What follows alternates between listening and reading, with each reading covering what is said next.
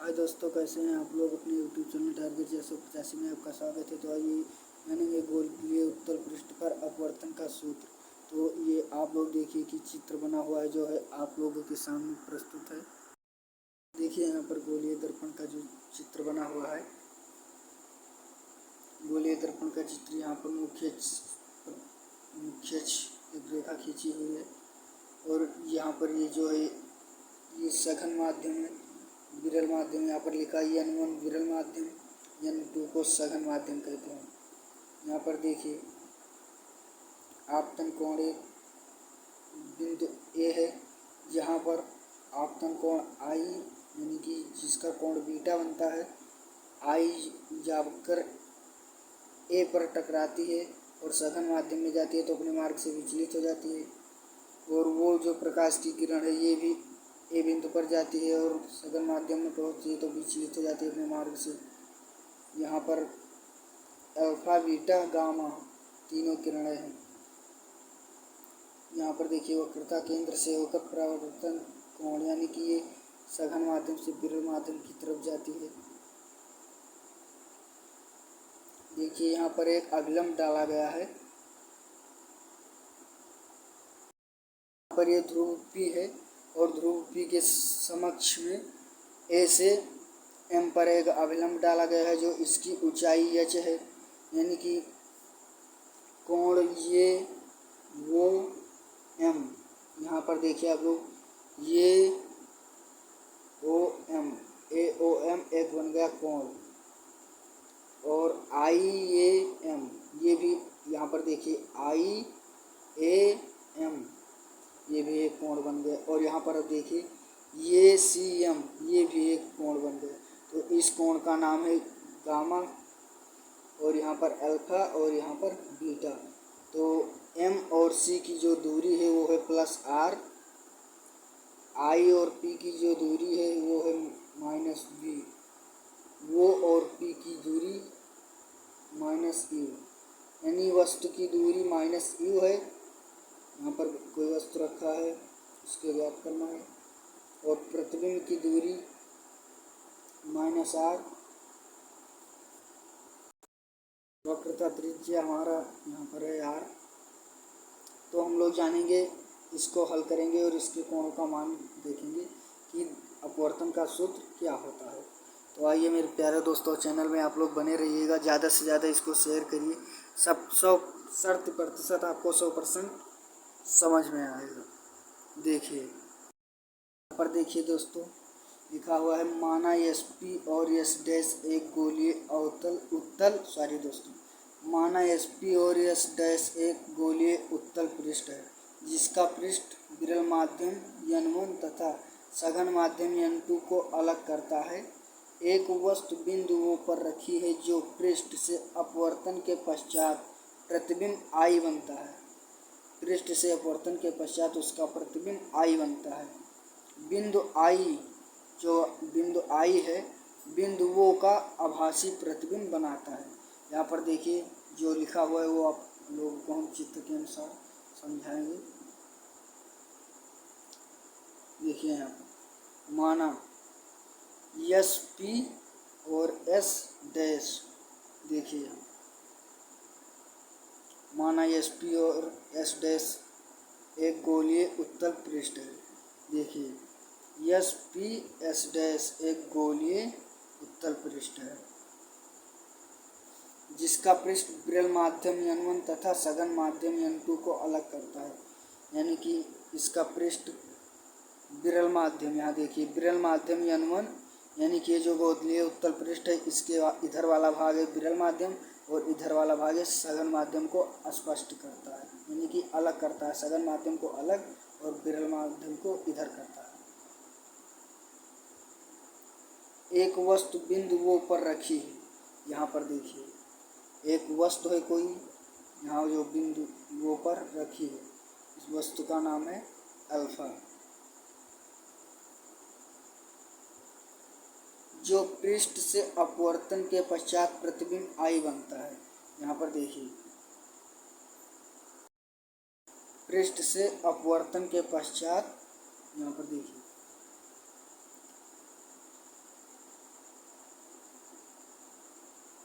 जो पृष्ठ से अपवर्तन के पश्चात प्रतिबिंब आई बनाता है। यहाँ पर देखिए, पृष्ठ से अपवर्तन के पश्चात आई बनता है। यहाँ पर देखिए, अपवर्तन जाकर और उस माध्यम में लगाकर आई बनता है। आई बिंदु आई बिंदुओं का आभासी प्रतिबिंब, यानी कि जो बिंदु वो है, ये बिंदु आई का आई जो ये सॉरी दोस्तों, ये जो यहाँ पर बिंदु आई है, ये बिंदुओं का आभासी प्रतिबिंब है। यानी और आभासी प्रतिबिंब हमेशा उत्तल लेंस पर बनता है, क्योंकि जब प्रकाश की किरण जाकर किसी तल में से टकराएगी और उसी माध्यम में लौट आएगी तो हम उत्तल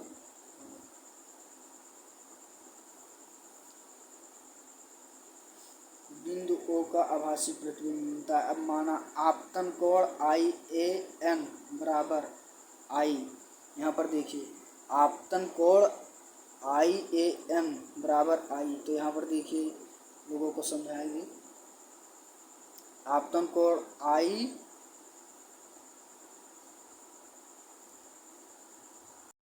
दोस्तों, यहाँ पर आपतन कोण आई ए एन बराबर आई, तो यहाँ पर देखिए आप लोगों को हम बता सकते हैं आपतन कोण, यहाँ पर देखिए आपतन कोण आई ए एन, यानी कि यहाँ पर देखिए आप लोग आई ए एन बराबर इसका जो आई ए एन में जो कोण बनेगा, ये बनेगा आपका आई कोण। यहाँ पर देखिए बराबर हो जाएगा आई। और फिर देखेंगे यहाँ तथा परावर्तन कोण पी ए सी बराबर आर, परावर्तन कोण, यानी कि देखिए यहाँ पर ये आपतन कोण है और ये परावर्तन कोण है। परावर्तन कोण में है ये देखिए पी ए सी परावर्तन कोण पी ए सी बराबर आर, तो देखिए यहाँ पर परावर्तन कोण पी ए सी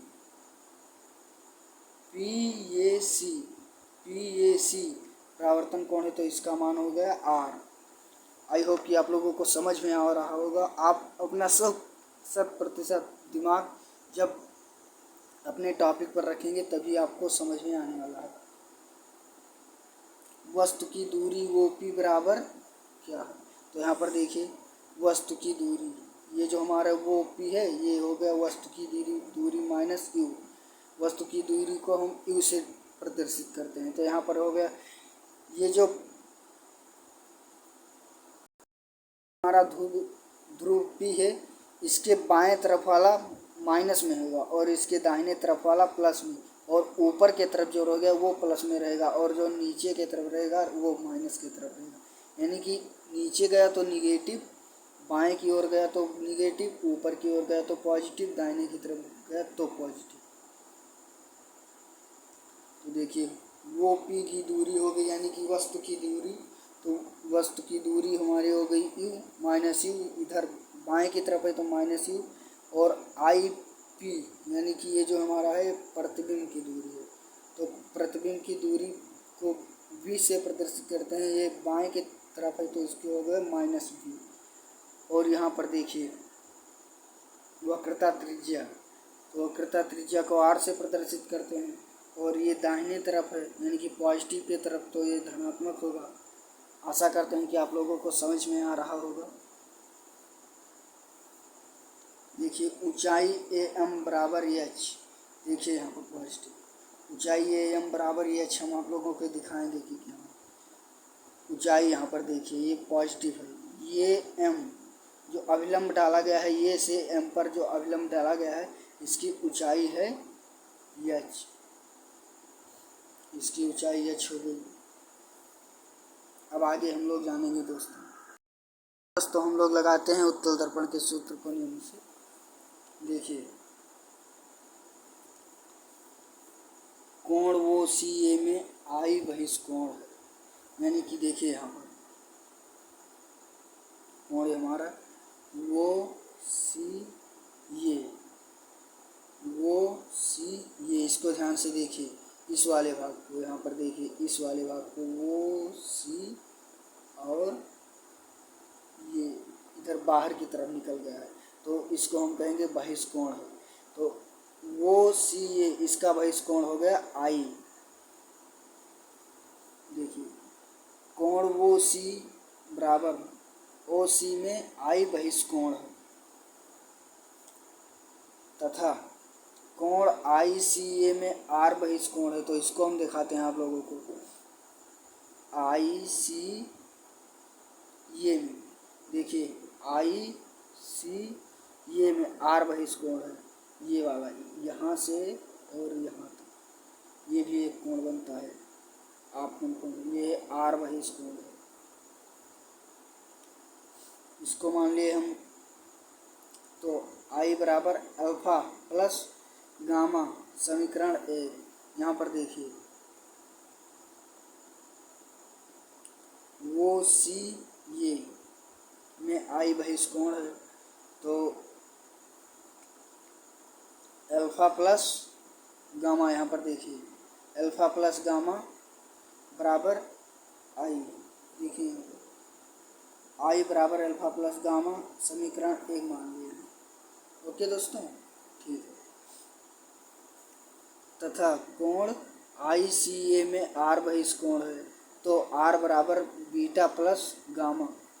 यहाँ पर देखिए कोण आई सी ए में आर बहिष्कोण है, तो आर बराबर बीटा प्लस गामा। और देखिए आर बराबर बीटा प्लस गामा, ये हमारा हो गया समीकरण दूसरा। अब स्नेल के नियम से हम लोग जाएंगे, तो स्नेल का नियम होता है sine i upon sine r बराबर n2 अपान n1, यानी कि n2 जो है ये सघन माध्यम है, गजिन है, और n1 है हमारा विरल माध्यम, यानी कि विरल। परंतु साइन आई समक्षन आई और साइन आर समक्षन आर, यहाँ पर देखिए साइन आई यानी कि ये जो साइन आई है ये बराबर है साइन आई साइन आर के बराबर है। देखिए यहाँ तो यहाँ पर देखिए, परंतु साइन आई समक्षन आई और साइन आर समक्षन साइन आर, तो आई अपान आर, यहाँ पर जो आई है, यहाँ पर आई और ये आर, आई अपान आर बराबर साइन आई और साइन आर। यहाँ पर देखिए साइन आई और साइन आर का मान है n2 और n1, तो आई का मान है n2, देखिए यहाँ पर, और आर का मान है n1, तो आई अपान आर n2 बटे n1। इसको हम लोग कैंची गुणा करेंगे। इसका जब हम लोग कैंची गुणा करेंगे यहाँ पर आई को n1 से, तो ये हो जाएगा n1 आई बराबर, जब इसका गुणा होगा तो होगा n2 आर, तो n1 अल्फा प्लस गामा बराबर n2 बीटा प्लस गामा। चूँकि समीकरण 1 व 2 से देखिए आप लोग n1 अल्फा प्लस गामा बराबर n2, यानी कि जो ये हमारा n1 है अल्फा प्लस गामा, और n2 में है बीटा प्लस गामा। चूँकि समीकरण 1 व 2 से यह आपके सवाल में दिया हुआ है, तो n1 alpha plus n1 gamma बराबर n2 beta plus n2 gamma, तो हो जाएगा हमारा यहाँ पर n1 alpha minus n2 beta बराबर n2 gamma minus n1 gamma. ये यहाँ पर जो समीकरण हमारा पहला समीकरण था, देखिए यहाँ पर आई बराबर अल्फा प्लस गामा पहला समीकरण है, और बीटा प्लस गामा दूसरा समीकरण है। तो इसको देखिए आप लोगों को कम समझ में आएगा, हम बताते हैं। n1 यानी कि जो ये n1 है, n1 बराबर यानी कि विरल माध्यम जो है वो अल्फा प्लस गामा हो जाएगा, और जो यहाँ पर बराबर n2 यानी कि जो सघन माध्यम है वो बीटा प्लस गामा हो जाएगा। ये पहला समीकरण के नियम से है और ये दूसरा समीकरण के नियम से। यहाँ पर लिखा हुआ है चूंकि समीकरण 1 व 2 से।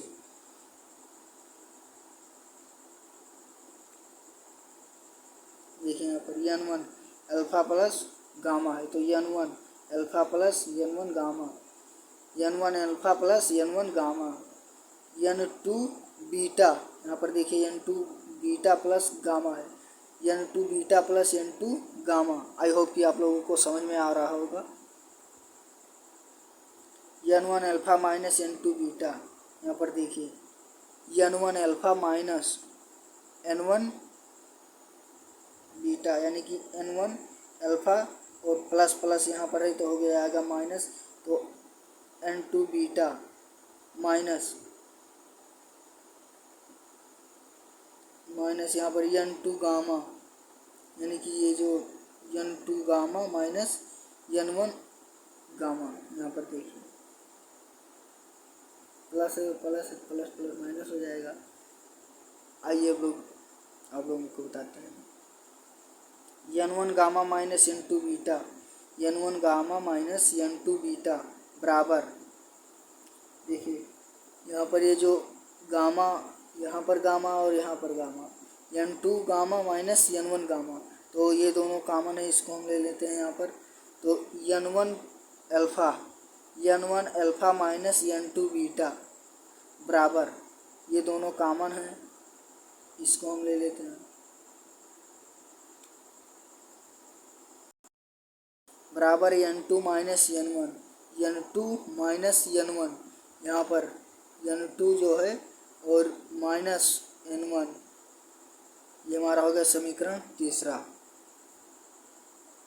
हमारा तीसरा समीकरण। तो आइए हम लोग समीकरण हमारा 3 मिल गया यहाँ पर। अब हम जानते हैं कि दर्पण का द्वारक बहुत छोटा है, यानी कि जो दर्पण का द्वारक है वो बहुत छोटा है। ये देखिए आपका दर्पण का चित्र है, ये हम जानते हैं कि जो दर्पण का ये द्वारक होता है ये बहुत छोटा है। तो इसी पर आइए हम लोग सवाल बनाते हैं। अल्फा बराबर tan अल्फा, यहाँ पर देखिए अल्फा बराबर tan अल्फा, और tan का मान होता है आप लोग हाई स्कूल में पढ़ चुके होंगे त्रिकोणमितीय में, tan का मान होता है लंब बटा आधार, और बीटा बराबर tan बीटा तथा गामा बराबर tan गामा। तो यहाँ पर देखिए tan अल्फा का मान होगा यहाँ पर लंब बटे आधार, और अल्फा में लंब बटे आधार यानी कि ऊंचाई बटे आधार। तो देखिए यहाँ पर ऊंचाई क्या है,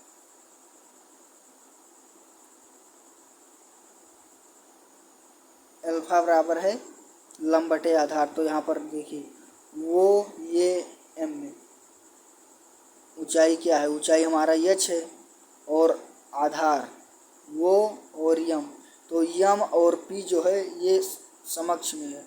तो आइए हम लोग मोड़ देते हैं लंब बटे आधार, यानी कि ये यम बटे वो यम, यहाँ पर देखिए ये यम बटे वो यम, ये यम बटे वो यम बराबर ये यम बटे वो पी। हम ओ पी इसलिए लेते हैं क्योंकि देखिए ये हमारी जो वक्रता त्रिज्या है ये है, सॉरी दोस्तों, ये जो हमारा ध्रुव है ये है पी, और ध्रुव के कुछ ही दूर पर एक अभिलंब डाला गया है जो है यम, जिसकी ऊंचाई h है, और आधार इसकी जो है वो होगा ओ पी, वो यम है, और वो यम के समीप में है यहाँ पर वो एम के समीप में है पी, यानी कि ध्रुव हमारा पी है, तो वो पी लेंगे, ये एम बटे वो पी, तो ये एम का मान हो गया एच, और वो पी का मान हो गया यहाँ पर वस्तु, वो पी एक वस्तु है तो वस्तु की दूरी हो गई माइनस यू। यहाँ पर देखिए ये एम बराबर एच और वो पी हमारी जो है वस्तु की दूरी यू, तो एच बराबर minus you, H upon you. देखेंगे बीटा का मान टेन बीटा बराबर ये एम बटे आई पी। तो देखिए टेन बीटा का मान ये एम बटे आई पी हम लोगों को समझा रहे हैं। देखिए यहाँ पर बीटा है, बीटा के कोण को यहाँ से लेंगे, यहाँ से और यहाँ, यानी कि आई ये और ये एम बटे आई एम, ये एम बटे आई एम बीटा का मान। तो ये एम का मान होगा एच और आई एम, यहाँ पर देखिए ये एम बटे आई एम और एम के बहुत नज़दीकी में है ध्रुव पी, तो हम लोग एम को ना लेकर पी को लेंगे। ये एम बटे आई पी, ये एम आई पी। देखिए यहाँ पर ये एम का मान है एच और आई पी का मान है यानी कि वस्तु की दूरी माइनस वी। देखिए ये एम बटे आई एम यानी कि एम और पी जो है वो नज़दीक में है, तो ये एम बराबर आई पी हो जाएगा हमारा। और ये एम की जो ऊंचाई है वो है एच और आई पी है जो वस्तु की दूरी वो है माइनस वी, तो एच अपान माइनस वी ये हमारा टेन बीटा का मान हो गया। अब हम लोग याद करेंगे कि अल्फ़ा यानी कि टेन अल्फ़ा का मान क्या होगा। देखिए समझाते हैं आप लोगों को।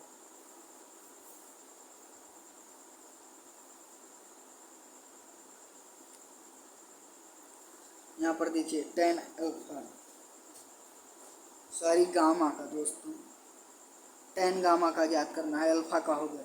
देखिए यहाँ पर ये एम, यहाँ पर देखिए गामा किरण है, ये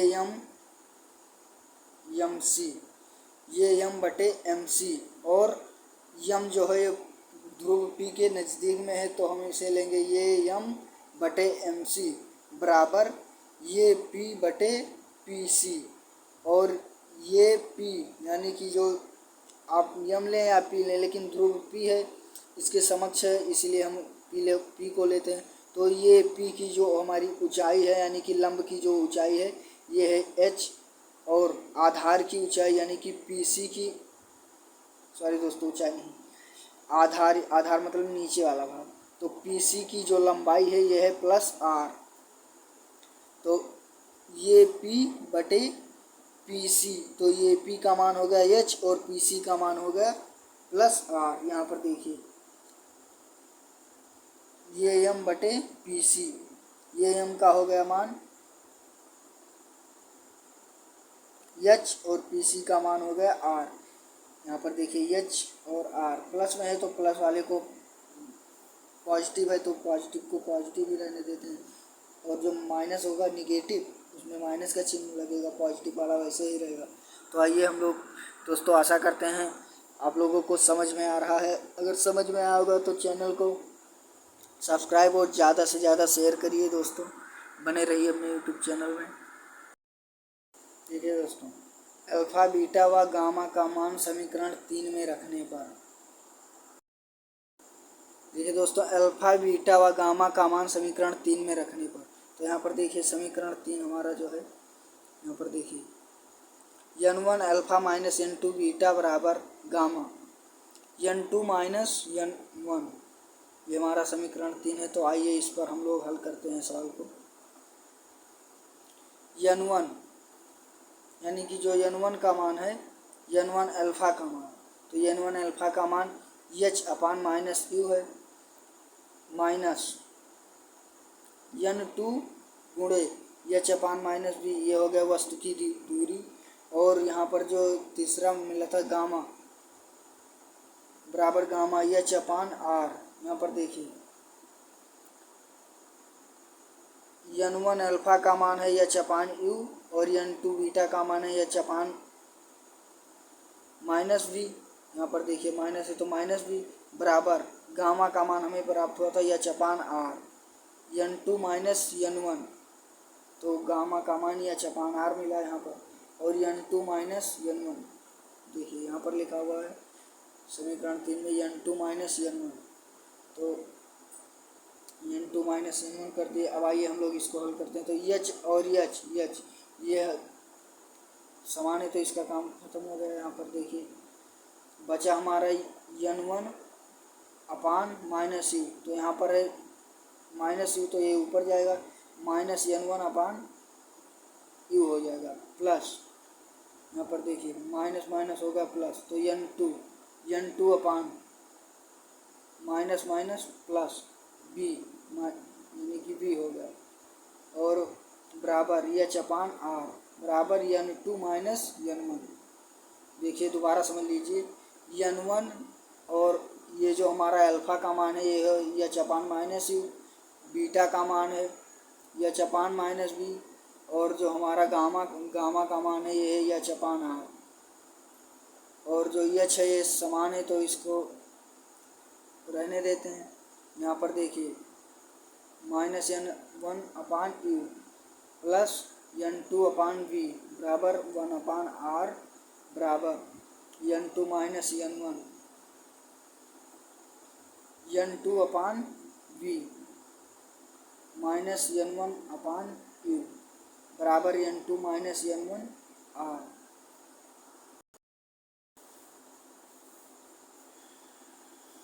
n2 यानी कि यहाँ पर जो ये मान दिया हुआ है हमें समीकरण 3 से जो प्राप्त हुआ है हल करने पर, तो इसको हम लोग देखेंगे। यहाँ पर जो प्लस में है उसको पहले लेंगे, तो n2 अपान बी हो गया, और माइनस पहले प्लस फिर माइनस, तो यहाँ पर माइनस है n1 अपान यू ये हो गया बराबर n2 minus n1 upon R, यानी कि जो ये एक है तो एक का मान कुछ होता नहीं है, तो ये हो जाएगा n2 minus n1 upon R.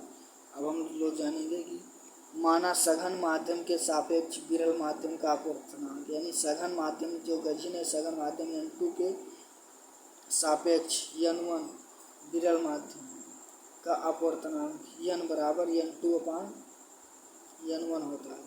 तो हम आप लोगों को दिखाएंगे कि सघन माध्यम और विरल माध्यम क्या है। यहाँ पर देखिए n1 हो गया विरल माध्यम और n2 हो गया सघन माध्यम, इसके सापेक्ष n, तो n बराबर n2 अपान n1। देखिए यहाँ पर n बराबर n2 अपान n1, n2 हो गया सघन माध्यम n1 हो गया विरल माध्यम, तो n2 अपान n1 बटे v माइनस 1 अपान यू बराबर n2 अपान n1 बटे आर माइनस 1। अब देखिए यहाँ पर n बराबर n2 और n1 को रखे हैं, तो देखिए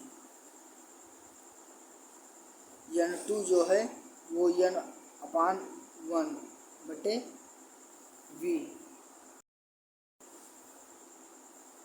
यहाँ पर देखिए n2 बटे v, तो इसका जो मान है n2 बटे v, तो n2 यहाँ पर देखिए n2 है n बराबर n2, तो n2 को हम रखेंगे n2 अपान n1 बटे v माइनस यहाँ पर माइनस n1 अपान u, तो n1 का यहाँ पर देखिए n1 यानी कि एक का मान कुछ होता नहीं है कर गया, तो यहाँ पर चाहे आप n1 लिखें या कुछ भी लिखें, तो 1 अपान u, यहाँ पर ये जो हमारा है u हो गया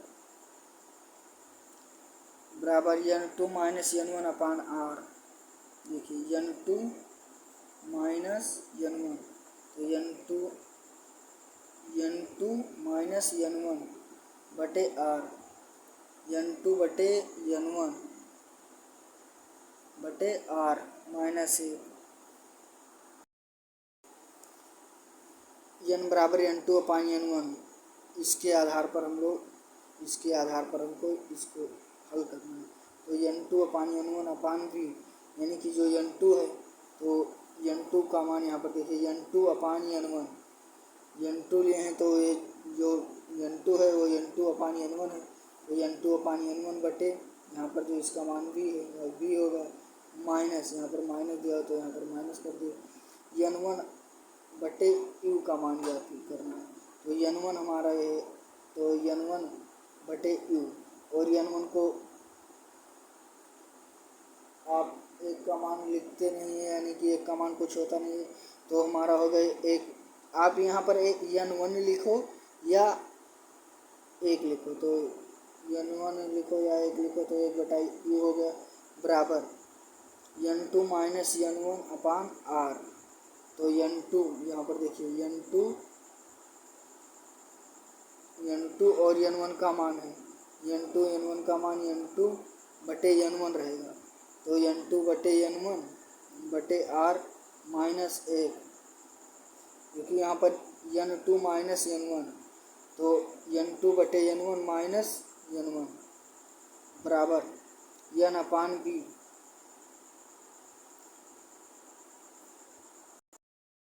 यहाँ पर देखिए n2 अपान n1 बटे b, तो ये हमारा होगा n बटे b, क्योंकि n2 में से n1 को जब घटाएंगे तो हमारा n1 बचेगा और n1 को 1 लिखो या n लिखो तो n अपान b हो गया और यहाँ पर 1 अपान e माइनस है तो माइनस 1 अपान e n2 अपान n1 माइनस 1, यानी कि n2 में से n1 गया n1 चला गया तो यहाँ पर बचा माइनस n2। दोस्तों गलत हो रहा था, यहाँ से दोबारा देखिए n2 से जो है n2 से n2 कैंसिल हो गया, n1 से n1 कैंसिल हो गया और बचा हमारा यहाँ पर -1। तो यहाँ पर देखिए जब यहाँ पर देखिए n बटे b बचा हमारा और -1 अपान u बराबर n, यहाँ पर एक माइनस है तो यहाँ पर n रहेगा, क्योंकि जब n2 में से n1 जाएगा तो n बचेगा और n2 में से n1 गया तो n बचा, तो n बचा n अपान b हो गया और ये n माइनस यहाँ पर माइनस है तो n माइनस 1 अपान r हो गया और ये -1 अपान q। तो आशा करते हैं कि आप लोगों को समझ में आया होगा। देखिए यहाँ पर ये हमारा हो गया गोलीय उत्तल दर्पण का अपवर्तनांक का सूत्र, गोलीय उत्तल दर्पण के अपवर्तन का सूत्र। देखिए यहाँ पर ये वेरी इम्पॉर्टेंट है आपके लिए, क्लास 12 के लिए वेरी इम्पॉर्टेंट है। गोलीय उत्तल पृष्ठ पर अपवर्तन का सूत्र हमें ज्ञात हुआ है। ये जो है ये आपका उत्तल पृष्ठ पर अपवर्तन का सूत्र ज्ञात हुआ है। जय हिंद दोस्तों। आप हमारे चैनल को ज़्यादा से ज़्यादा शेयर करिए। करते हैं दोस्तों, हमारा एक जो वीडियो आप लोगों को समझ में आया होगा 100%, तो ज़्यादा से ज़्यादा शेयर करिए। जय हिंद दोस्तों।